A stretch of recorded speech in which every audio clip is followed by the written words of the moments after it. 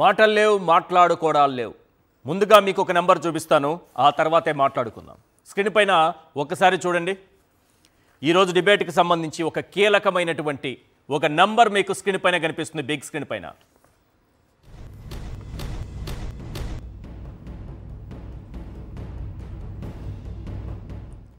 చూస్తున్నారా?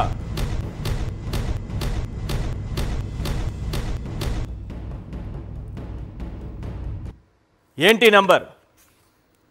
ఈ నంబర్కు ఏపీకున్న సంబంధం ఏంటి? ఈ నంబర్కు సూడాన్కున్న సంబంధం ఏంటి? సూడాన్ అనే మాట చెబుతున్నాను కాబట్టి ఇక్కడ నుంచి ఎన్ని కిలోమీటర్ల దూరంలో సూడాన్ ఉందో అన్ని కిలోమీటర్లను ఇక్కడ నంబర్ రూపంలో చెబుతున్నామని అనుకుంటున్నారా? కానే కాదు. ఏపీని సూడాన్ చేయడానికి అత్యంత వేగంగా చంద్రబాబు నాయుడు గారు ఈ నంబర్ మనకిచ్చారు. ఈరోజు ఇవాల్టికి, ఈ క్షణానికి, ఇప్పటికిప్పుడు మన ముందున్న నంబర్ ఇది. 0000000000152 00000000512. ఈ నంబర్ వాల్యూ ఎంతో తెలుసా? ఈరోజు రాష్ట్రానికి పట్టిన దుర్గతికి ఈ నంబరే నిదర్శనం. 2,51,000 కోట్లు. 2,51,000 కోట్లు. ఏంటిది? చంద్రబాబు నాయుడు గారు ఈ 18 నెలల కాలంలో చేసిన అప్పు. 18 నెలల కాలంలో 2,51,000 కోట్ల రూపాయలు. ఇక్కడ రౌండ్ ఫిగర్ చేశాను కాబట్టి సరిపోయింది, ఇంకో 135 కోట్లు ఎక్కువే ఉంది. 2,51,135 కోట్ల రూపాయలు చంద్రబాబు నాయుడు గారు అప్పు చేశారు ఈ 18 నెలల కాలంలో. ఇలా అప్పులు చేసుకుంటూ పోతే సంపద సృష్టిస్తానని అబద్ధాలు చెప్పి సంపద సృష్టి అన్న మాటను గాలిలో కలిపేసి ఈరోజు ఆయన చేస్తున్న అప్పు, మంగళవారం వస్తోందంటే అప్పు, నెక్స్ట్ రేపు మంగళవారం ఉంది. ఎంతకి టెండర్ పెట్టారో నేను చెప్తాను, ఆధారాలతో సహా చూపిస్తాను. ఈరోజు వరకు, ఈ క్షణం వరకు ఈ రాష్ట్రం నెత్తిన 18 నెలల కాలంలో చంద్రబాబు నాయుడు గారు మోపినటువంటి అప్పు 2,51,000 కోట్లు. ఒకసారి స్క్రీన్ పైన చూద్దాం. మనం సూడాన్ కావడానికి, ఆంధ్రప్రదేశ్ను సూడాన్ చేయడానికి చంద్రబాబు నాయుడు గారు ఎంత వేగంగా కదులుతున్నారో మనకు అర్థమవుతుంది. ఒక్కసారి అది చూపించండి. సూడాన్ కమింగ్ సోన్. ఎస్, బాబు చేసిన మొత్తం 2,51,135 కోట్లు. చంద్రబాబు నాయుడు గారు సీఎంగా ప్రమాణ స్వీకారం చేసి ఇవాల్టికే 538 రోజులు. నెలలో తీసుకోవటం లేదు, రోజుల్లో తీసుకుంటున్నాం. 2024 జూన్ 12న ప్రమాణ స్వీకారం చేస్తే ఈరోజు డిసెంబర్ 1 నాటికి 538 రోజులైంది. అంటే ఒక్క రోజుకు చంద్రబాబు నాయుడు గారు చేస్తున్న అప్పు 466 కోట్లు, దాదాపు 470 కోట్లు. ఒక్కరోజు 24 గంటల్లో చంద్రబాబు నాయుడు గారి ప్రభుత్వం నడుస్తున్నటువంటి అప్పు, చేస్తున్నటువంటి అప్పు, ప్రభుత్వం నడవాలంటే కావలసిన అప్పు 467 కోట్లు. ఇది వైఎస్ఆర్సీపీ అధికార ప్రతినిధి వెంకటరెడ్డి గారి మాటల్లో చెప్పాలంటే ఒక మెడికల్ కాలేజ్. ఒక రోజుకు చేసేటటువంటి అప్పు ఒక మెడికల్ కాలేజ్ కట్టుకోవచ్చు మనం. గంటకు చేస్తున్న అప్పు ఎంతో తెలుసా? నేను ఈ బిగ్ క్వశ్చన్ నడిపేటటువంటి ఈ గంట సమయంలో చంద్రబాబు నాయుడు గారు చేస్తున్న అప్పు 19.5 కోట్లు, దాదాపు 20 కోట్ల రూపాయలు. ఈ ఒక్క గంటలో మనం ఈ డిబేట్ పెడుతుంటాం కదా, ఈ డిబేట్ సమయంలో 20 కోట్ల రూపాయలు అప్పు చేస్తున్నారు ఇప్పుడు చంద్రబాబు నాయుడు గారు. అంటే నిమిషానికి చేస్తున్న అప్పు ఎంతో తెలుసా? ఈ గ్రాఫిక్ ప్లేట్ మొత్తం నేను చదివి వినిపించేలోపు 32 లక్షల రూపాయలు అప్పు చేసేశారు సార్. పైనుంచి కింది వరకు నేను చదివే లోపు ఒక్క నిమిషంలో 32 లక్షల అప్పు చేసేశారు.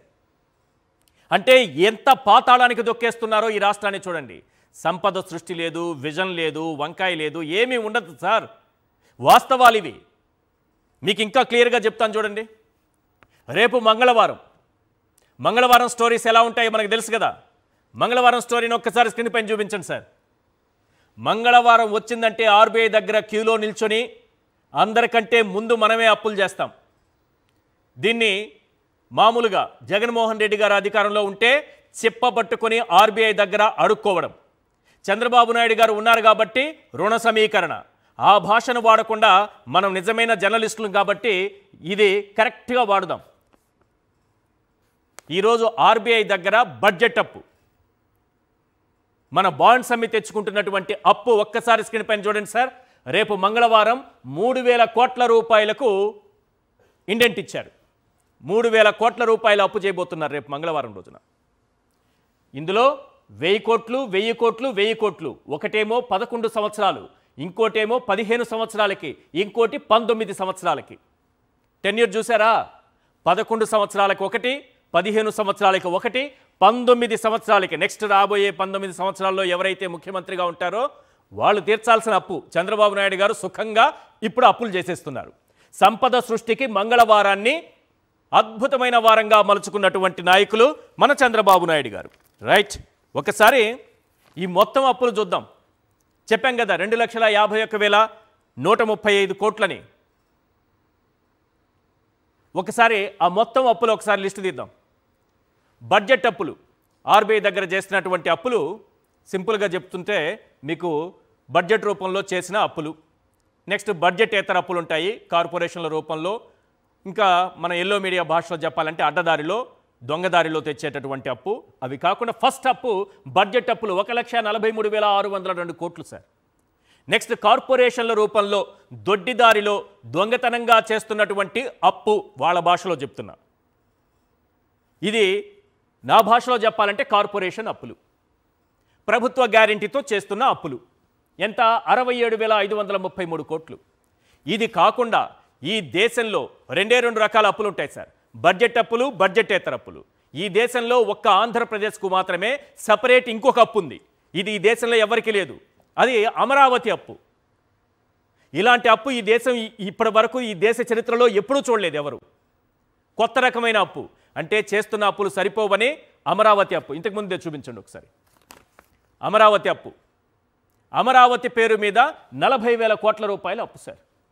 మొత్తం అప్పులు ఎంతయ్యా అంటే 2,51,135 కోట్లు సార్. రేపు చేయబోయే అప్పు కూడా కలుపుకుంటే 2,54,135 కోట్లు అవుతుంది సార్. రేపు ఈరోజు కొన్ని గంటలు గడిస్తే మన అప్పు ఎక్కడికి వెళ్ళిపోతుందంటే 2,54,135 కోట్లకు చేరుకుంటుంది కొన్ని గంటలు గడిస్తే. రేపు తెల్లవారితే మళ్ళీ 3,000 కోట్ల రూపాయల అప్పు మన నెత్తిన పడుతుంది. ఏంటి అమరావతి అప్పులు? ఈ అమరావతి అప్పులు ఏంటనేది ఈ ప్రపంచంలో ఎవరికీ అర్థం కాదు.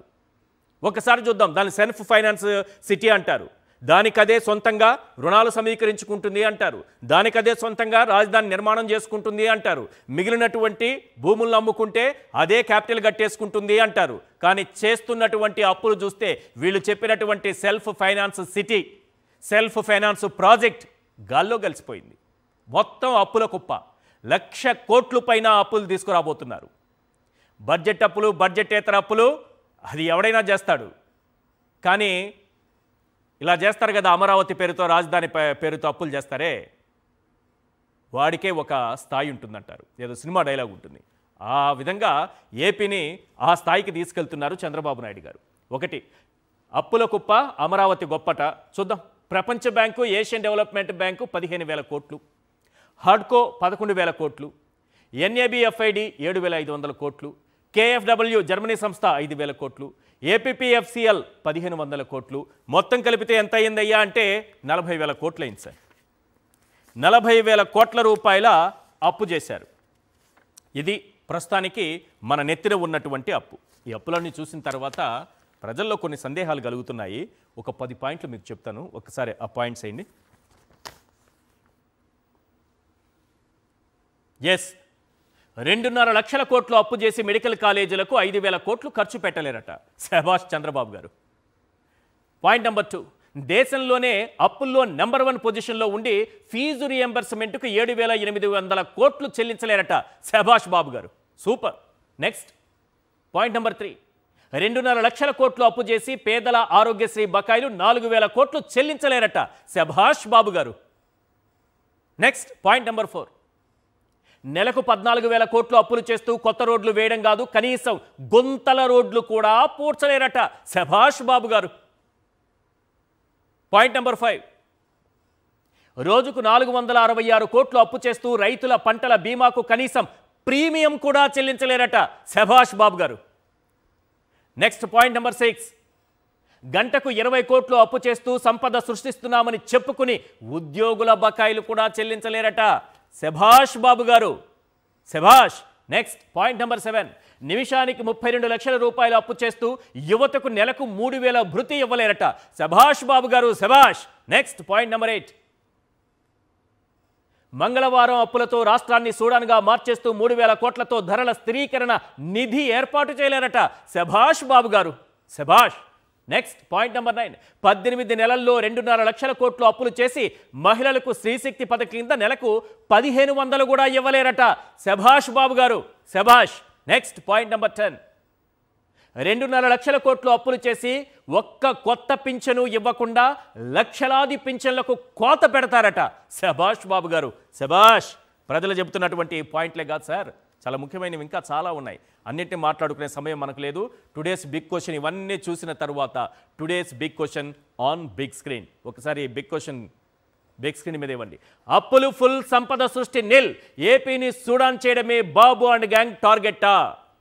ఇదే అంశం పైన మనం చర్చిద్దాం. ఇవాళ చర్చలో పాల్గొంటున్నారు వెంకటరెడ్డి గారు, వైఎస్ఆర్సీపీ అధికార ప్రతినిధి, శంకర్ గారు సీనియర్ అనలిస్ట్ మనకు లైవ్లో అందుబాటులో ఉన్నారు. అలాగే పుణ్యశైల గారు వైఎస్ఆర్సీపీ కార్పొరేటర్, ఆ పార్టీ మహిళా నాయకురాలు మనకు లైవ్లో అందుబాటులో ఉన్నారు. ముందుగా శంకర్ గారితో మాట్లాడదాం. సార్ శంకర్ గారు, అప్పుల్లో ఒక ఆల్ టైమ్ రికార్డ్, ఇది ఎప్పుడూ లేనంతగా, అంటే జగన్మోహన్ రెడ్డి గారి హయాంలోనూ అప్పులు చేశారు, గతంలోనూ చంద్రబాబు నాయుడు గారు అప్పులు చేశారు, ఉమ్మడి రాష్ట్రంలోనూ అప్పులు ఉన్నాయి. అప్పులు ఉండొచ్చు కానీ ఈ ఆల్ టైమ్ రికార్డ్ అప్పులు చేశారు. ఓకే, పైగా ఒక ఆరోగ్యశ్రీకి ఇవ్వలేరు, రోడ్లు వేయలేరు, మెడికల్ కాలేజీలకు పెట్టలేరు, దాన్ని ప్రైవేట్గా అమ్మేస్తాం మేము నిర్వహించలేమని అంటారు, ఫీజు రియంబర్స్మెంట్ చెల్లించలేరు. అసలు ఈ చేసిన అప్పు, తెస్తున్న అప్పు అంతా ఎటుపోతుంది? ఈశ్వర్ గారు నమస్కారం. నమస్తే సార్. ఈశ్వర్ గారు, మీతో పాటు తోటి ప్యానలిస్టులు అందరూ కూడా నమస్కారం. సాక్షి టీవీ ప్రేక్షకులకి నమస్కారం. నమస్తే. మీరు ఇందాక నుంచి ఆంధ్రప్రదేశ్ సోడాన్ అవుతుంది అని అంటే నేను గూగుల్లో సెర్చ్ చేసి సోడాన్ అప్పులు ఎంత అని సెర్చ్ చేస్తే సోడాన్ గవర్నమెంట్ కి మొత్తం పబ్లిక్ డెప్ట్ ఎంత అంటే $7.5 ట్రిలియన్ ఓన్లీ. ఓకే, ఇప్పుడు మీరు చెప్తున్న లెక్క ప్రకారంగా గంటకి 20 కోట్ల రూపాయల చొప్పున అప్పులు చేసుకుంటూ ఇప్పుడు 18 నెలల్లోనే 2,51,000 కోట్లు దాటేస్తున్నటువంటి అప్పులు లెక్కేస్తే చంద్రబాబు గవర్నమెంట్ 5 ఏళ్లలో చేయబోతున్న మొత్తం అప్పులు ఎంత అంటే 9 లక్షల కోట్లు దాటేస్తుంది. అంటే సోడాన్ గవర్నమెంట్ కి ఇప్పటి వరకు ఉన్న అప్పుల కన్నా దాదాపు 2.5 లక్షల కోట్లు అదనంగా చంద్రబాబు గవర్నమెంట్ అప్పు చేయబోతోంది. ఇది నేను తీసుకున్న పారామీటర్ ఏంటంటే సార్, ఎందుకు సూడాన్ చెప్పాను, నేను తీసుకున్న పారామీటర్ ఏంటంటే ప్రపంచంలోనే అత్యంత పేద దేశాల లిస్టు తీశాను.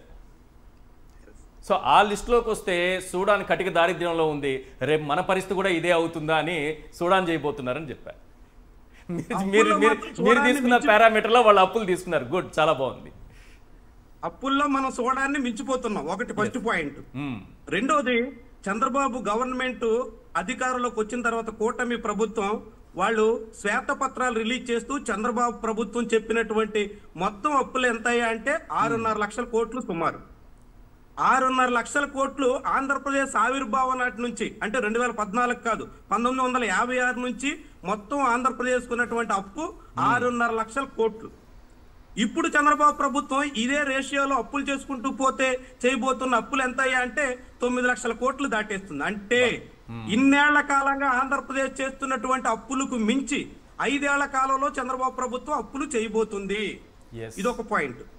మరొక ముఖ్యమైనటువంటి పాయింట్ ఏంటంటే, చంద్రబాబు ప్రభుత్వం మీరు అప్పుల గురించే మాట్లాడుతున్నారు. అప్పులు కాకుండా ఈ కాలంలో ఉద్యోగులు పెట్టినటువంటి పెండింగ్ ఎంత, కాంట్రాక్టర్లకు ఇవ్వాల్సినటువంటి పెండింగ్ బిల్స్ ఎంత, మీరు చెప్పినట్టుగానే ఫీజు రియంబర్స్మెంట్, ఆరోగ్యశ్రీ ఇలాంటి పథకాలకి వివిధ సంస్థలకి చెల్లించాల్సిన మొత్తం ఎంత, ఇదంతా కలుపుకుంటే మరొక 1 లక్ష కోట్లు పైబడి ఉంటుంది. అంటే బడ్జెట్ అప్పు, బడ్జెటేతర అప్పు, వీటితో పాటుగా ప్రభుత్వ బకాయిలు కూడా కలుపుకుంటే మరొక 1 లక్ష కోట్లు తక్కువ కాకుండా ఉంటుంది.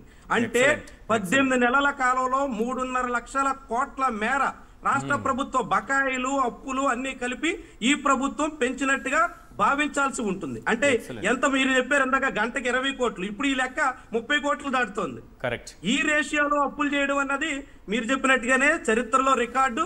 ఇప్పుడు సూడాన్ ప్రపంచం అప్పుల జాబితా లిస్టు చూస్తే 62వ స్థానంలో ఉంది ప్రపంచ బ్యాంక్ నివేదిక ప్రకారంగా. కానీ ఆంధ్రప్రదేశ్ భారతదేశంలో నెంబర్ 1 ప్లేస్ లో ఉంది.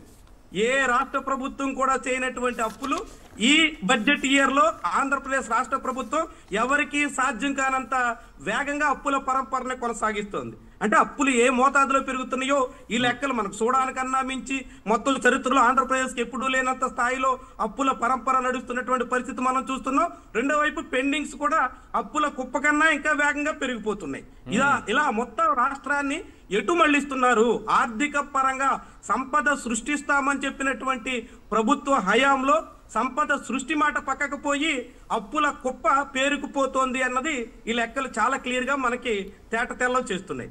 ఇక మరొక వైపు జగన్మోహన్ రెడ్డి గారికి అనుభవం లేదు, ఆయనకి అనుభవం లేదు. ఆయన చేతిలో రాష్ట్రాన్ని పెడితే ఈ రాష్ట్రాన్ని ఇన్ని అప్పులతో ముంచేశాడు, ఇలా చేసేశారు, అలా చేసేశారు, ప్రతి మంగళవారం వెళ్తున్నారు, ఇలాంటి ప్రచారం చేసుకుంటూ వచ్చారు కదా.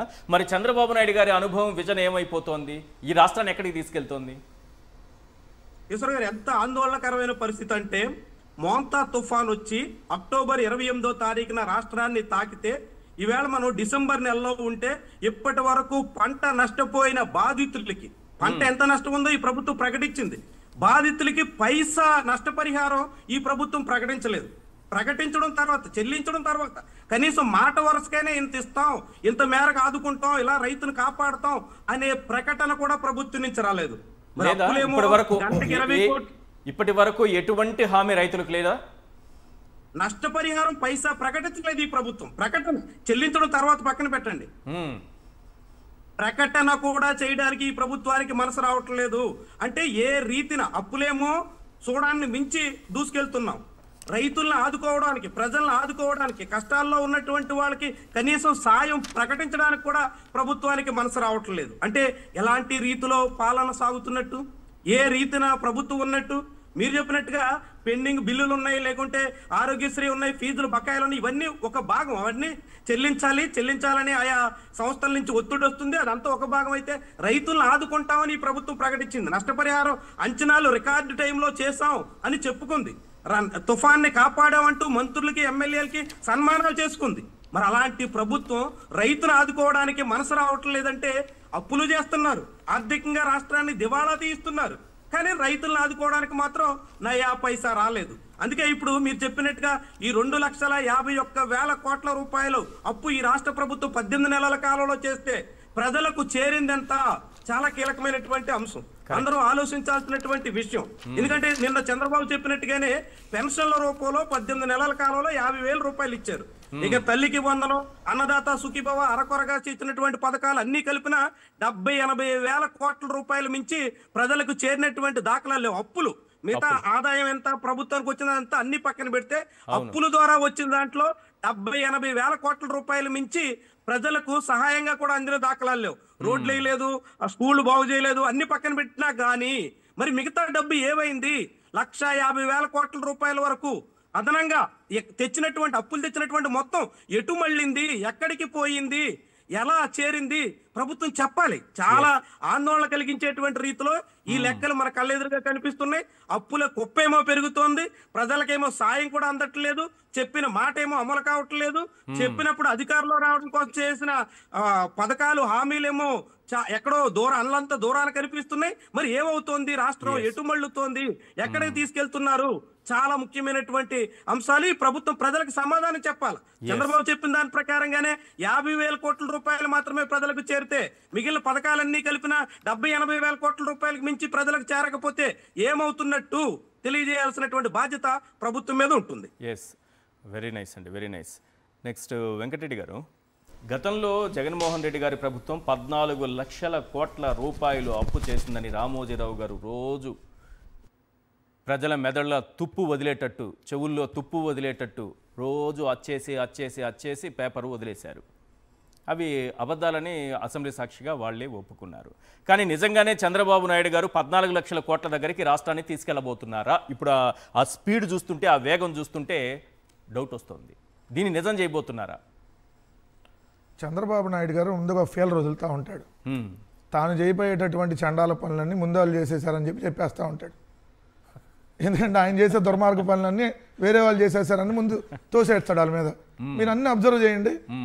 అప్పుల కుప్ప అయిపోయింది, అప్పుల అన్నపూర్ణ అయిపోయింది, అడుక్కుతింది, శ్రీలంక అయిపోయింది, మీరు అన్నట్టు సోడాన్ అయిపోయింది, వెనుజులా అయిపోయింది. అసలు ఈ రాష్ట్రంలో మనందరూ నమ్మేస్తున్నారు, అన్ని తాకట్టు పెట్టేస్తారు. ఇలా ప్రచారం చేసింది ఎవరు? ఇదే చంద్రబాబు నాయుడు గారు. కానీ ఇవేం జగన్మోహన్ రెడ్డి గారు చేయలే. ఏది అప్పుల కుప్ప చేయలేదు, ఎక్కడ తాకట్లు పెట్టలేదు, ఎక్కడ ఒక ల్యాండ్ అమ్మలేదు, ఎవరికి ఉల్ఫాగాళ్ళకో లుల్లుగాళ్ళకో 99 పైసలకో లేదంటే ఉచితంగానో దారాదత్తం చేయలేదు. కానీ ఆ పనులన్నీ ఎవరు చేస్తున్నారు? ఇప్పుడు చంద్రబాబు నాయుడు గారు చేస్తా ముందే జనాల్లోకి ఆయన చేసేసాడు అని వాళ్ళ మీద తోడారు. ఒక దొంగతనం చేసే ముందు అది వాళ్ళు దొంగతనం చేసేసారని చెప్పి వాళ్ళ మీద తప్పుడు ఆరోపణలు చేసామనుకో జనాల దృష్టి అంటే అటు మరలిద్ది. కాబట్టి అలా మరలటానికి ఒక పథకం ప్రకారం ఈ దుష్ట చతుష్టయం వేసినటువంటి ఒక పక్కా స్కెచ్ ఇది, అంతమించి ఏం లేదు. క్లియర్ గా మనం ఈరోజు అప్పుడు దాన్ని ఖండించడమో కానీ రామోజీరావు లాంటి వాళ్ళకి నోటీసులు ఇవ్వడమో కానీ ఏదైనా చేస్తుంటే బాగుండేదేమో. దాన్ని జనం చూసుకుంటారులే, సరిగా నిజాలని ప్రజల్లోకి చెప్పలేకపోవడం చాలా నష్టం. ఎస్ సార్, మీరు అన్నట్టు ఇప్పుడు కూడా ప్రతిరోజు ఎవరి మీద అయితే వీళ్ళు దుష్ప్రచారం చేస్తారో ప్రతి ఒక్కరు వాళ్ళకి లీగల్ నోటీసులు పంపించాలి, పరువు నష్టం దావాకి వేయాలి. ఇప్పుడు అప్పుడే వాళ్ళు లైన్లోకి వస్తారు. ఎందుకంటే ఇప్పుడు చూడండి, ఇదే ఈనాడు కిరణ్, ఇదే ఆంధ్రజ్యోతి రాధాకృష్ణకి నేను లీగల్ నోటీసులు పంపించా. ఎందుకు? నా అరెస్ట్ సందర్భంగా తప్పుడు ప్రచారం చేశారు ఈ 2 దినపత్రికలు. పత్రిక అంటే ఏం రాయాలి? పలానా ఈశ్వర్ గారు చెప్పినటువంటి దాని ప్రకారం మేము రాసాం, లేదా పలానా జర్నలిస్ట్ శంకర్ గారు చెప్పినటువంటి ఇన్ఫర్మేషన్ ప్రకారం మేము రాసాం, లేదా పలానా టీడీపీ నాయకుడు చెప్పిన ఇన్ఫర్మేషన్ ప్రకారం మనం రాసామని చెప్పాలి పత్రికలో. కానీ ఎవడో సోషల్ మీడియాలో పనికి మాలినాడు ఎవడో ఏదో రాస్తే దాని పత్రికల్లో వీళ్ళు రాసేసి వచ్చేసి ఒక ఈనాడేమో నేను పోలీసులంట తోసేశానంట, బలవంతంగా నన్ను లాక్కెళ్ళారంట. వాళ్ళు 6 వచ్చారు, నేను ఒక్కడిని బలవంతంగా ఎట్లా లాక్కెళ్ళేది? నేను ఒక 500 కేజీలు ఉంటే రానండి బాబా అని నన్ను ఏమైనా ఎత్తుకొని మోసుకెళ్ళాలా? సో ఇంకొకళ్ళేమో ఏదో హార్పీ గిర్పి ప్రచారం చేశారు. అందుకని నేను ఆ 2టికి లీగల్ నోటీసులు ఇస్తే ఈనాడు కిరణ్ నుంచి రిప్లై, నాకు దానికి సంబంధం లేదు, నేను ఆ వార్తలు ఏం రాస్తారో ఆయన పేపర్ ఆయన చూడ్డంట. ఎవరు? ఈనాడు కిరణ్ ఆయన పేపర్ ఆయన చూడ్డంట. ఏం అబద్ధాలు చదవాల్సి వస్తుంది? అదే కదా, ఈనాడులో ప్రచురించే దాంట్లో రాశారు చూడండి, ఈనాడులో ప్రచురించే వార్తలకి ఎండి బాధ్యుడు కాదంట. అంటే ఆ వార్తలు ఏం రాస్తారో ఆయన చూడ్డంట. రెండోది ఏంటంటే తప్పుడు వార్త ప్రచురణ నిజమైన కొంత ఒప్పుకుంటూ నాకు తెలియదు అని బుకాయింపాలి. బుకాయించి మీరు ఈ లీగల్ ఖర్చులన్నీ పెట్టుకోవాల్సి వస్తుంది, పెట్టుకుంటాం, ఏం చేయాలో అది చేద్దాం, సెకండరీ. సో నేనేమంటున్నా అంటే సార్, ఈ అప్పులు అసలు సబ్జెక్ట్లోకి వెళ్ళే ముందు, ఎందుకంటే దీని మీద కాదు అప్పుల మీద మన సబ్జెక్ట్ కాబట్టి, ఏదైతే తప్పుడు ప్రచారం వీళ్ళు రోజు చేస్తున్నారో అది మా పార్టీ నాయకుల మీద ఒక్కొక్కరు ప్రతిరోజు వీళ్ళు రాసిన వార్త మీద ఖచ్చితంగా వెళ్తా ఉన్నాం అనుకోండి, రోజు వాళ్ళకి అదే పని ఉంటుంది. న్యాయ పోరాటం చేయాల్సిందే సార్, ఖచ్చితంగా నష్టపోయారు మీరు. డెఫినెట్లీ ఖచ్చితంగా చేయాల్సిందే. సరే, నా దాని గురించి చెప్పేదానికంటే ముందు అప్పుల గురించి మెయిన్ మనం వెళ్తే, అప్పులకు సంబంధించి నిజంగా ఏ రాష్ట్ర ప్రభుత్వం అయినా ఎంత చేయొచ్చు, వీళ్ళు ఎంత చేస్తున్నారు, నిజంగా అప్పులు పరిమితికి మించి చేశారా లేదా? ఎస్, ఖచ్చితంగా పరిమితికి మించి అప్పులు చేస్తున్నమాట ఈ ప్రభుత్వం వాస్తవం. ఎఫ్ఆర్బిఎం లిమిట్ దాటి అప్పులు చేస్తున్నమాట వాస్తవం. కార్పొరేషన్ల పేరుతో అడ్డగోలుగా అప్పులు చేస్తున్నమాట వాస్తవం. దేశం మొత్తంలో ఏ రాష్ట్రమైనా 2 రకాల అప్పులు మాత్రమే చేస్తుంది. ఒకటి బడ్జెట్ లోపల అప్పుడు, 2 కార్పొరేషన్ల పేరుతో బడ్జెట్ బయట అప్పులు. కానీ వీళ్ళు కొత్తగా అమరావతి అనేటటువంటి ఒక పేరు తీసుకొని వచ్చి దాని పేరుతో అదనంగా 40,000 కోట్ల రూపాయల అప్పులు ఇప్పటికే చేసినటువంటి మాట వాస్తవం. రెండోది, ఈ 18 నెలల కాలంలో, అంటే సంవత్సరన్నర వీళ్ళు అధికారంలోకి వచ్చి ఈ సంవత్సరన్నర కాలంలో వీళ్ళు చేసిన అప్పు 2,51,135 కోట్లు. అంటే ఎన్ని నెలలకి? 18 నెలలకి. అదే జగన్మోహన్ రెడ్డి గారు ముఖ్యమంత్రిగా ఉన్నప్పుడు 60 నెలలు. దాంట్లో 2 సంవత్సరాలు కోవిడ్. అంత కోవిడ్ కష్ట సమయంలో కూడా జగన్మోహన్ రెడ్డి గారు 5 సంవత్సరాల పరిపాలనలో, అంటే 60 నెలల్లో జగన్మోహన్ రెడ్డి గారు చేసిన అప్పు కేవలం 3,32,000 కోట్లు. 60 నెలల్లో 3,32,000 కోట్లు జగన్మోహన్ రెడ్డి గారు ప్రభుత్వం చేస్తే వీళ్ళు 18 నెలల్లో 2,51,135 కోట్లు అప్పు చేశారు. ఈ 2.5 లక్షల కోట్లు 18 నెలలు అక్కడ, 60 నెలల్లో 3,32,000 కోట్లు అక్కడ. కానీ వీళ్ళు చేసినటువంటి ప్రచారం ఎంత దుర్మార్గంగా ప్రచారం చేశారంటే ఈశ్వర్ గారు, ఇప్పుడు ఇది 2019 సంవత్సరంలో ఈనాడు పత్రిక అండి, జగన్ గారు అధికారంలోకి వచ్చి 6 నెలలు కూడా కాకముందే వాళ్ళు పెట్టినటువంటి హెడ్డింగ్ చూడండి, అప్పుల కుప్ప. ఇది 2019కే 2019కి అప్పుల కుప్ప. మరి అప్పులు ఎవరు చేసినట్టు చూడండి సార్, 2019 అప్పుల కుప్ప పక్కన అప్పుడే తీరేది, అప్పు డే తీరేది. ఇది 2019 స్టేట్మెంట్. ఏమంటే 20లో అప్పులే అధికం, అప్పుల కోసం ఆర్డినెన్స్, అప్పుల్లో మనమే ముందు, అప్పుడే 68% అప్పు.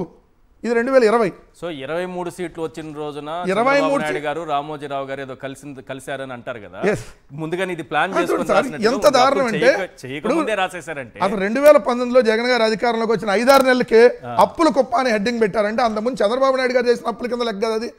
అది కదా అప్పుడు అప్పుల కుప్ప అని పెట్టాల్సింది. మళ్ళీ 2021లో చూడండి 5 లక్షల కోట్ల అప్పు. 70,000 కోట్ల ఆదాయానికి 79,000 కోట్ల అప్పుల అంటే అప్పులు ఆదాయానికి మించి అప్పులు చేసేశారు మీరని. తర్వాత మళ్ళీ చూడండి విచ్చలవిడిగా అప్పులు. శ్రీలంక కంటే 4 రెట్లు అప్పులో ఏపీ, మరో శ్రీలంక రాష్ట్రం. ఇప్పటికే శ్రీలంక పరిస్థితులు, శ్రీలంక బాటలో కొన్ని రాష్ట్రాలు, దాంట్లో ఏపీ ముందని. మళ్ళీ రాష్ట్ర రుణం 11 లక్షలు, ఇట్లా అన్ని హెడ్డింగ్లు పెట్టి రాసినటువంటి వాళ్ళు కదా. కానీ ఇప్పుడు చంద్రబాబు నాయుడు గారు పరుగు పందెంలో ముందు పరిగెత్తి మరి కాంపిటీషన్లో గెలుచుకొని 3,000 కోట్లు సంపద రేపు సృష్టించబోతున్నారు. పరుగు పందెం కాంపిటీషన్. ఈ 75 ఏళ్ల వయసులో అందరినీ తోసేసి కాంపిటీషన్ పరుగు పందెంలో కిరణ్ రాశాడు సార్. ఆయన చదువుకోలేదు పేపరు, పెట్టిన హెడ్డింగ్ ఒకసారి చూడండి. మరో 3,000 కోట్ల రుణం అన్న ఒకసారి దాన్ని జూమ్ చేయండి, ఒకసారి చదవండి సార్. రాష్ట్ర ప్రభుత్వం డిసెంబర్ 2న రిజర్వ్ బ్యాంక్ నిర్వహించే సెక్యూరిటీల వేలంలో పాల్గొని 3,000 కోట్ల రుణం తీసుకొని ఉంది. అంటే అదో పరుగు పందెం. సెక్యూరిటీ వేలం అంటే పరుగు పందెం. చంద్రబాబు నాయుడు గారు ముందుండి పాల్గొని 3,000 కోట్ల రుణం తీసుకోబోతున్నారు. కింద ఆర్బీఐ ఈ అంశాన్ని నోటిఫై చేసింది. 3,000 కోట్ల రుణం. ఇదే జగన్మోహన్ రెడ్డి గారు అన్నప్పుడు 1,000 కోట్ల రుణం అయితే 1,000 కోట్ల కోసం అడుక్కుంటున్న ఆంధ్రప్రదేశ్ ఏది 1,000 కోట్ల కోసం, ఏడా 3,000 కోట్ల రుణం ఆర్బీఐ నోటిఫై చేసి పరుగు పందెంలో గెలిచేశాడు చంద్రబాబు నాయుడు గారు. 3,000 కోట్ల రేపొద్దున ఇచ్చేస్తున్నాం అని చెప్పి ఆర్బీఐ చెప్పినట్టుగా వార్త. ఇక్కడ పవన్ కళ్యాణ్ గారు ఒక అడుగు ముందుకేసి అప్పుల రత్న అవార్డు ఇవ్వాలని చెప్పి ఆయన అధికారంలో ఉన్నప్పుడు మాట్లాడినటువంటిది. ఇది ఒకసారి చెప్పించున్నా. అప్పుల రత్న అంట. ఎస్, మరి ఇప్పుడు ఏ రత్న ఇవ్వాలి? చంద్రబాబు నాయుడు గారికి ఒక రత్న, లేదంటే ఒక రత్నం, ఇంకో పవన్ కళ్యాణ్ గారు ఒక కిరీటం, ఈయనేమో మహారాజు రత్నం, ఆయనకు మహారాణి కిరీటం, ఈ రెండు ఏమైనా ఇవ్వాలో చెప్పాలి కదా. రెండో అంశం వచ్చేటప్పటికి ఇదే పత్రికలు రాసినాయి ఖచ్చితంగా. ఎందుకంటే ఈ 2 పత్రికలు ఈరోజు రాష్ట్రానికి పట్టినటువంటి శాశ్వత శని. అందుకని వాళ్ళు ఎలా రాశారు చూడండి. అప్పుల పాపాలని జగన్మోహన్ రెడ్డి గారు కేవలం 5 సంవత్సరాల్లో 3,32,000 కోట్లు అప్పులు చేస్తే జగనన్న పాపాలని రాశారు కదా. ఈ రోజు మరి 18 నెలల కాలంలో రాష్ట్రాన్ని భ్రష్టు పట్టించి 2,51,000 కోట్లు అప్పు చేస్తే చంద్రన్న పాపాలు మీ పత్రికల దుర్మార్గాలను రాయాలి కదా. ఇక్కడ చూడండి, టిక్ టిక్ అప్పుల బాంబు జగన్ గారిని అక్కడ కూర్చోబెట్టి వేశారు కదా.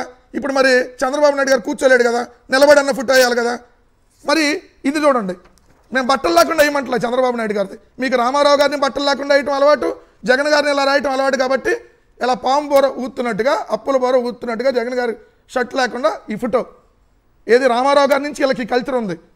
రామారావు గారి నుంచి రామోజీరావుకి బట్టలు లేకుండా ఈ కార్టూన్లు వేయటం రామారావు గారి మీద వేశారు. తర్వాత ఇలా జగన్మోహన్ రెడ్డి గారి మీద, మరి ఇప్పుడు చంద్రబాబు నాయుడు గారి మీద, ఇదే ఉప ముఖ్యమంత్రి గారి మీద వేయాలి కదా. నేను అడుగుతున్నా సూటిగా.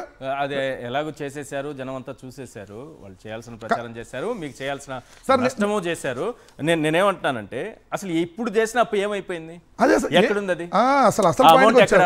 అసలు పాయింట్కి వచ్చారు. ఏదో కొంత లెక్క చాలా చేశారు సార్. మీరు శ్వేతపత్రం మీరు మామూలుగా చేయాలా? ఇప్పుడు 2,51,000 కోట్లు అప్పులు చేసి ఏం చేశారనంటే అతి పెద్ద ద్వారా అతి పెద్ద దోపిడీ చేశారు. లిస్టు చాంతాడు అంటున్నది, అరగంట డిబేట్ కూడా సరిపోదు. కొన్నే చెప్తాను నేను. ఒకటి, రామోజీరావు చచ్చిపోయాడు చంద్రబాబు నాయుడు గారు అధికారంలో రాగానే. ఆయన పేరుతో సంస్మరణ సభ అని పెట్టారు, 10 కోట్లు. నారా బేరి భువనేశ్వర్ గారు సభకు అటెండ్ అయితే 7 కోట్లు. యోగాంధ్రకు 300 కోట్లు. 5 సార్లు మోడీ టూర్కి 1,000 కోట్లు. 34 మంది సలహాదారులకి నెలకు ₹1,00,000 జీతాలు. ₹5 అన్నా క్యాంటీన్కి, సీఈఓకి జీతం, చైర్మన్కి జీతం, సలహాదారులు అంటే అన్నా క్యాంటీన్కి వాళ్ళకి జీతాలు. 30,000 మంది కన్సల్టెంట్లు పెట్టారు, సంవత్సరానికి 750 కోట్ల జీతాలు. స్వర్ణాంధ్ర 2047 విజన్ అని నియోజకవర్గానికి వచ్చే కన్సల్టెంట్ పెట్టారు, 50 కోట్ల జీతాలు. చంద్రబాబు కరకట్ట ఇంటి మరమ్మతులకు 3.5 కోట్లు, డిజైనింగ్ లైట్లకు 4.5 కోట్లు. అమరావతిలో 1000 కోట్ల కాంట్రాక్ట్కి 10,000 కోట్లకి ఇచ్చేయటం, దోచుకోవటం. అమరావతిలో కిలోమీటర్ రోడ్డుకి 66 కోట్లు, 101 కోట్లు, 175 కోట్లు కాంట్రాక్ట్కి ఇచ్చేయటం, 22-25 కోట్ల కంటే కాదు, మిగిలిన నీళ్ళు దోచేయటం. ఎన్టీఆర్ గారి 300 అడుగుల విగ్రహానికి DPRకి 11.5 కోట్లు. సీఎం, డిప్యూటీ సీఎం, షాడో సీఎంలో స్పెషల్ ఫ్లైట్లు ఖర్చు 100 కోట్లు. అలానే చాలా పెద్ద దుబారా సార్. పేపర్ యాడ్లు, టీవీ యాడ్లు, నేషనల్ మీడియా యాడ్లు, ప్రకటనలు, హోర్డింగ్లు, ఆల్ పబ్లిసిటీ ఖర్చు. లోకేష్ని చంద్రబాబు నాయుడు గారికి ఎలివేషన్లు ఇచ్చే స్పెషల్ ప్రోగ్రామ్కి ఒక్క సంవత్సరానికి వీళ్ళు పెట్టిన ఖర్చు 747 కోట్లు సార్. దెమ్మ తిరిగి బొమ్మ కనపడింది. ఒక మెడికల్ కాలేజ్ వచ్చేసింది, 2 మెడికల్ కాలేజ్ కట్టు దాదాపుగా. అలానే బుల్లెట్ ప్రూఫ్ వాహనాలను కొనుగోలు చేశారు. CM, deputy CM Nara Lokesh వీళ్ళందరి కోసం 9,20,00,000. కుప్పంలో అంటే 450 కోట్లు వర్క్ చేస్తారంట, దానికి కన్సల్టెంట్కి 5 కోట్లు అంట. అలానే చంద్రబాబు నాయుడు గారు వ్యక్తిగత లాయర్ సిద్ధార్థ లోద్రాకి 18 నెలల్లో 18 జీవోల ద్వారా 12,87,00,000, ఈ రోజు కూడా 33 లక్షలు రిలీజ్ చేశారు. అలానే ఇవాళ కూడా 1వ తారీఖు కదా, ఇవాళ ప్రోగ్రామ్కి వెళ్ళాడు చంద్రబాబు నాయుడు గారు. టీ పెట్టడం, కాఫీ పెట్టడం, ఆటో వాళ్ళ దగ్గరికి వెళ్ళి ఫోజులు ఇవ్వటం, ఇస్త్రీ చేసినట్టుగా, దోస్తులు పెట్టినట్టుగా దీనికి ₹1 కోటి ప్రతి నెల ఖర్చు. ఇలా దుబారా దోపిడీ చేస్తా ఏం చేశారంటే ఇది చేశారు సార్. ఒక్క పథకం లేదు, ఒక్క మెడికల్ కాలేజ్ లేదు. దుబారా చేసినా ఇంకా 2,51,000 కోట్లు చెప్పాను కదా ఇప్పుడు అరగంట బట్టి ఇలా మొత్తం చాంతాడంత తీస్తే దుబారా తీసేసినా కూడా చాలా లెక్క రావాలి కదా సార్, లక్షల కోట్ల లెక్క రావాలి సార్. చెప్పట్లే 100 కోట్లు 100 కోట్లు 100 కోట్లు 1000 కోట్లు కాంట్రాక్ట్. అమరావతిలో అంతకుముందు 20,000 కోట్లకి ఇల్లే టెండర్లు పిలిచి దాన్ని 60,000 కోట్లకు పిలిచారు. అక్కడ ఎంత దోపిడీ? 40,000 కోట్ల దోపిడీ కనపట్లేదు. రైట్ పుణ్యశైలి గారు, ఏమైపోతుందండి ఈ డబ్బంతా? 2,51,000 కోట్ల రూపాయల అప్పు. పోనీ ఇవి చేశామని చెప్పడానికి ప్రభుత్వం దగ్గర ఏమైనా ఉందా? నమస్తే సార్, ఈశ్వర్ సార్, ప్యానెల్ సభ్యులందరికీ, సాక్షి వ్యూవర్స్కి నమస్తే సార్. అది చిత్రగుప్తుడి చిట్టా అయితే మనకెందుకు లెక్కలు తెలుస్తాయి సార్? శ్వేతపత్రం రిలీజ్ చేయగలిగిన దమ్ము ఈ ప్రభుత్వానికి ఉందా అని చెప్పని మీ ద్వారా నేను మరి గవర్నమెంట్ నేను క్వశ్చన్ చేస్తా ఉన్నాను సార్.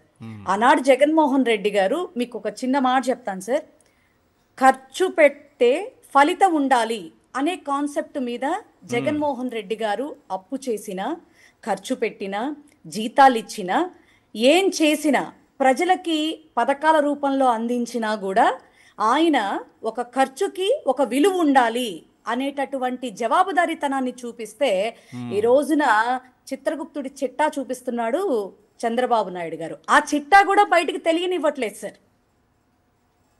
మాయా దర్పణంలాగా ఆయన ఆ దర్పణం ముందు నిలబడితేనే అవి కనపడతాయి తప్ప ఆంధ్రప్రదేశ్ ప్రజలకైతే కనిపించవు. ఎంత దారుణంగా అంటే సార్, మీకు నిజంగా చెప్తున్నాను సార్, నేను విజయవాడలో ఉన్నప్పుడు, అంటే అప్పుడు కార్పొరేటర్నే ఇప్పుడు కార్పొరేటర్నే, ఆ టైంలో మరి వీళ్ళు చేసిందేంటి అని చెప్పని మరి జగన్మోహన్ రెడ్డి గారిని 19-24 ఇష్టారాజ్యంగా మరి అప్పుల కొప్పు అయిపోయింది. ఇందాక మీరు చెప్పారు, మరి ప్యానలిస్ట్ గారు వెంకటరెడ్డి గారు కూడా చెప్పడం జరిగింది సార్. 2,51,000 కోట్ల రూపాయలు 18 నెలల కాలంలో వీళ్ళు చేసేసి 5 సంవత్సరాల కాలంలో 3,32,000 కోట్ల రూపాయలు మాత్రమే ఆర్బీఐ లిమిట్స్ కింద ఆయన ఎంతో జాగ్రత్తగా, అట్లాగే రాష్ట్ర రెవెన్యూని కూడా బేస్ చేసుకుని చాలా జాగ్రత్తగా, ఎంత బాగా అంటే సార్, మెడికల్ కాలేజెస్కి 1,500 కోట్లు ఖర్చు పెడితే మనకి మెడికల్ కాలేజీలు 17 మెడికల్ కాలేజీలు మనకు కళ్ళ ముందు కనపడుతున్నాయి సార్, జగన్మోహన్ రెడ్డి గారు చేసిన పని. రెండోది, రిషికొండ దగ్గర 400 కోట్లు ఖర్చు పెడితే అక్కడ భవనం కనిపిస్తోంది సార్. అలాగే ఉద్దానం కిడ్నీ సెంటర్కి ఒక 500 కోట్లు ఖర్చు పెడితే ఉద్దానం కిడ్నీ సెంటర్ కనిపిస్తోంది. అలాగే రైతు భరోసా కేంద్రాలు 15,000 హెల్త్ క్లినిక్లు, సచివాలయాలు, ఇవన్నీ కలుపుకుంటే ఒక 10,000 కోట్ల రూపాయలు వాటి మీద వెచ్చించినటువంటి విధానం మనకి క్లియర్ కట్ గా కనిపిస్తోంది సార్ మనకి. ఈ విధంగా అంతేకాకుండా 31,00,000 ఇచ్చారు మేడం, 31,00,000 ఇళ్ల పట్టాలు, 17,000 జగనన్న కాలనీ నిర్మాణానికి శ్రీకారం చుట్టారు, శ్రీకారం చుట్టారు. ఇళ్ల పట్టాలు ఇవ్వడంలో కానీ అసలు ప్రతి ఒక్కటి సార్, ఆయన చేసిన అప్పుకి గాని, ఆయన ఖర్చు పెట్టినటువంటి ప్రతి రూపాయికి గాని జగన్మోహన్ రెడ్డి గారు ఎంత జవాబుదారీతనాన్ని చూపించారో, మీరన్నట్టుగా ఇందాక ఒక మాట చెప్పారు చూడండి సార్, ఆ రోజున 14 లక్షల అప్పులు అని మరి ఈ చాండాలపు పత్రికలు ఏవైతే విలువలు విశ్వసనీయతలు లేనటువంటి మీడియా అండ్ పచ్చపత్రికలు ఏవైతే ఉన్నాయో అవి విష ప్రచారం చేస్తున్నప్పుడే జగన్మోహన్ రెడ్డి గారు వీటిని ఖండించి ఆనాటి నుంచే గనక లీగల్ గా గనక ప్రొసీడ్ అయ్యుండుంటే నిజంగా మనకి మన మీద ఇంత దుష్ప్రచారం చేయడానికి వాళ్ళు అడుగు వేసేవాళ్ళు కాదేమో అనేది నాకు వస్తున్నటువంటి డౌట్ కూడా సార్.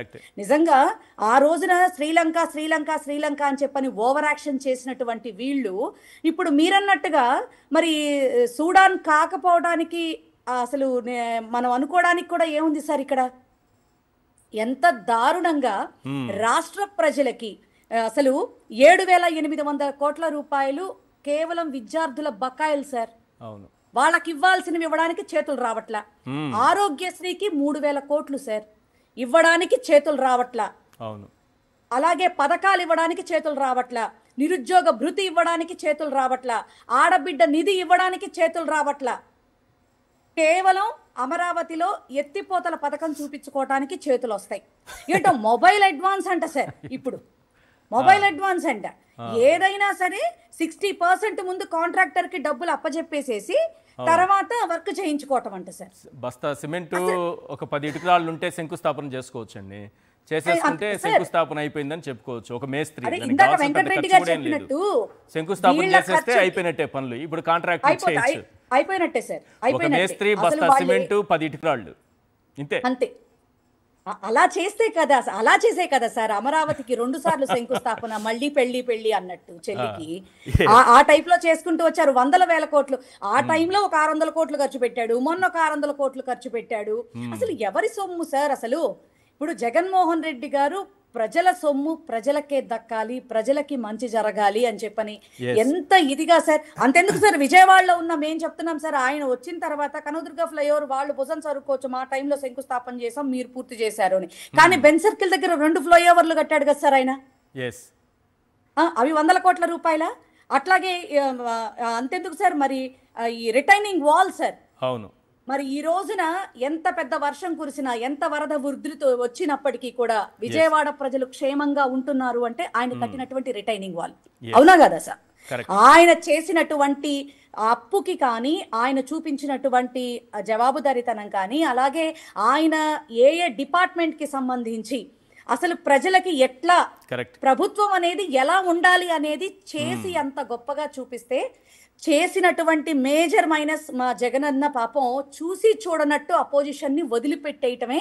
వాళ్ళు చేస్తున్నటువంటి అబద్ధ ప్రచారాలు ఖండించకుండా చేసినటువంటి చిన్న తప్పు. ఎందుకంటే చిన్న పావునైనా పెద్ద కర్రతో కొట్టాలి అనేటటువంటి సామెతని మా అన్న మర్చిపోయారు సార్. కానీ ఇప్పటి నుంచి మాత్రం అలా అయితే ఖచ్చితంగా జరగదు సార్. ఎందుకంటే వెంకటరెడ్డి గారే పాపం నిజంగా లీగల్ గా, ఎందుకంటే లీగల్ టీం ఎప్పటి నుంచో ఏదో చేస్తున్నప్పటికీ కూడా అది వెలుగులోకి రాలా. నిజంగా వెంకటరెడ్డి గారు మరి ఇప్పటి నుంచి ఆయన తీసుకున్నటువంటి స్టాండ్ ఏదైతే ఉందో, ఆయన చెప్పినట్టుగా పచ్చపత్రికల మీద నిత్యం ఒక తప్పుడు వార్త, తప్పుడు కూసారంటే చాలు వెంటనే లీగల్ నోటీసులు వెళ్ళాలి, వాళ్ళు సమాధానం చెప్పి తీరాలి. ఈ రకంగా జరిగితే తప్ప నొప్పంటే ఏంటో, బాధ అంటే ఏంటో, అబద్ధ ప్రచారాలు చేస్తే ఎలా ఉంటుందో వాళ్ళకి విలువ తెలియాలి సార్. జగన్మోహన్ రెడ్డి గారి విలువ ఇప్పటికి ఆల్రెడీ ఆంధ్రప్రదేశ్ రాష్ట్ర ప్రజలందరికీ కూడా తెలుస్తోంది. ఎందుకంటే రైతులు కావచ్చు, ఎవరైనా కావచ్చు, అయ్యో ఆ మహానుభావుడు ఉంటే కరోనా 2 సంవత్సరాలు పోయినప్పటికీ కూడా ఇన్ టైంలో పలానా టైంలో నేను పలానా ఇస్తాను అంటే ఖచ్చితంగా ఇచ్చాడు. ఎవరికన్నా కష్టం వచ్చిందంటే వాళ్ళ దగ్గరికి వెళ్ళి పరిగెత్తుకుంటూ వెళ్ళి ఆఫీసర్స్తో విత్ ఇన్ 1 వీక్లో వాళ్ళకి ఏమి ఇవ్వాలంటే అది ఇవ్వడానికి కానీ చేయడానికి కానీ నిజంగా రైతులకి ఆ టైంలో సార్ మరి ఆ రైతుల్ని ఆదుకునేటటువంటి ఆ నిధిని ఒకటి పెట్టడం జరిగింది 3,000 కోట్ల రూపాయలతో, ధరల స్థిరీకరణ నిధి సార్. ఆ నిధిని పెట్టి నిజంగా వాళ్ళకి ఎప్పుడైనా కష్టం వచ్చిందంటే ఇన్ టైంలో సబ్సిడీస్ ఇవ్వడం కానీ, ఏదైనా సరే యూరియాస్ ఇన్ టైంలో ఇవ్వడం కానీ ఎంత బాగా చేశారు సార్. ఈ రోజున అమరావతి రైతులు సైతం మా నెత్తి మీద మేమే గుదిబండ పెట్టుకున్నాం, ఏదో కొండనాలికి మన్నిందేస్తే ఉన్ననాలిక ఊడిపోయింది అన్నట్టుగా ఈ చంద్రబాబు నాయుడు గారు ఏదో మాకేదో మంచి చేసేస్తాడని చెప్పని తిరిగి మేము ఓట్లేసి ఆయన్ని మేము గెలిపించుకుంటే మమ్మల్ని ఇంకా ఇంకా ఇంకా కావాలని చెప్పని మమ్మల్ని సుత్తం పెడుతున్నాడని చెప్పని ప్రజలు మాత్రం చాలా బాధపడుతున్నారు సార్. కానీ వైఎస్ఆర్సీపీ మాత్రం ఫర్ ఎవర్ గా ఉంటుంది సార్. ఎందుకంటే మా జగన్మోహన్ రెడ్డి గారు ప్రతి ఒక్క విషయంలో కూడా స్టాండ్ తీసుకుంటున్నాడు. ఆయన ఆదేశానుసారం ప్రతి సైనికుడు కూడా ఖచ్చితంగా ఈ యొక్క ధృతరాష్ట్ర పాలనకి, ఈ యొక్క రాక్షస పాలనకి అంతం వచ్చేంత వరకు కూడా 29 వరకు ఖచ్చితంగా పోరాటం చేస్తారు. రైట్ శంకర్ గారు, మామూలుగా బడ్జెట్ అప్పులు, బడ్జెటేతర అప్పులు సాధారణంగా ప్రభుత్వం చేసేటటువంటి తన లిమిట్స్లో ఉన్నటువంటి అప్పులు, ఎఫ్ఆర్బిఎం పరిధిలో చేసుకునేటటువంటి అప్పులు ఉంటుంది. ఇది కాకుండా సరే కార్పొరేషన్ల ద్వారా ప్రభుత్వ గ్యారంటీతో తీసుకొచ్చేటటువంటి అప్పులు ఉన్నాయి. ఇది కాకుండా ఒక్క ఆంధ్రప్రదేశ్కు మాత్రం అమరావతి అప్పులని మళ్ళీ సెపరేట్. ఈ అప్పులు ఏంటి? 40,000 కోట్లు ఈ రోజు వరకు పడింది ఈ 18 నెలల్లో. ఇది 1.5 లక్షల కోట్ల వరకు వెళుతుందనేది గ్యారంటీ, అంతకు పైన ఎంతైనా వెళ్ళొచ్చు. ఏంటి ఆంధ్రప్రదేశ్కు మళ్ళీ సెపరేట్ అప్పు ఏంటి? కీలకమైన విషయం ఈశ్వర్ గారు, ఇప్పుడు ఆంధ్రప్రదేశ్ లో కొత్త ట్రెండ్ ఏంటంటే మీరు అమరావతి అప్పుల కోసం చూస్తున్నారు. ఆంధ్రప్రదేశ్ రాష్ట్ర ప్రభుత్వం అప్పులు చేయడం కోసం కొత్త కార్పొరేషన్ సృష్టిస్తుంది, కొత్త కార్పొరేషన్ తీసుకొస్తుంది. ఈ రీసెంట్ గా మనం చూస్తాం బనకచర్ల ప్రాజెక్టు కోసం ఒక కార్పొరేషన్ పెట్టి 80,000 కోట్ల రూపాయలు అప్పు చేద్దాం అని ప్రతిపాదన స్వయంగా సీఎం తీసుకొచ్చారు. అదొకటే కాదు, ఇంకా చాలా రకాల కొత్త అమరావతిలోనే కొత్త కార్పొరేషన్ ఏర్పాటు చేశారు. ఇప్పటికే అమరావతి సిఆర్డిఏ ఉంది, అమరావతి డెవలప్మెంట్ కార్పొరేషన్ ఉంది, 2 కాకుండా మళ్ళీ 3వ కార్పొరేషన్ కూడా అమరావతిలో తీసుకొచ్చారు. ఇట్లా కొత్త కార్పొరేషన్లు పెట్టి కొత్త పద్ధతిలో అప్పులు తీసుకొచ్చే విధానానికి శ్రీకారం చుడుతున్నారు. అయినా అమరావతిలో తీసుకొచ్చినటువంటి అప్పులతో మీరు చెప్పిన లెక్క ప్రకారంగా 40,000 కోట్లు. అది వరల్డ్ బ్యాంక్ నుంచి రావచ్చు, లేదంటే హడ్కో నుంచి రావచ్చు, జర్మన్ సంస్థ నుంచి రావచ్చు, ఇలా ఏ పేరుతో వచ్చినా మొత్తంగా 40,000 కోట్ల రూపాయల అప్పులు వస్తే అమరావతిలో జరిగిన వర్క్స్ ఎన్ని, చేపట్టిన పనులెన్ని? ఇప్పటి వరకు చూస్తే గతంలో జరిగినటువంటి పనులు పూర్తి చేసే ప్రయత్నమే తప్ప కొత్తగా ఎటువంటి నిర్మాణం కూడా వేగవంతంగా చేస్తున్న దాఖలాలు లేవు. అప్పులేమో అమరావతి పేరుతో 40,000 కోట్ల రూపాయల అప్పులు వచ్చాయని లెక్కలు చెప్తున్నారు. మరి 40,000 కోట్ల రూపాయల అప్పులు వస్తే అమరావతిలో అభివృద్ధి ఏ రీతిని సాగాల? మీరు చెప్పినట్టుగా 1,50,000 రూపాయల 50,000 కోట్ల ప్రాజెక్టే అనుకున్న 40,000 కోట్లతో దాదాపు 1/3 ప్రాజెక్ట్ కంప్లీట్ అవ్వాలి. రైతుల పరిస్థితి ఏంటి సార్? మీరు దగ్గరున్నారు, మీరు అబ్జర్వేషన్ కూడా బాగుంటుంది.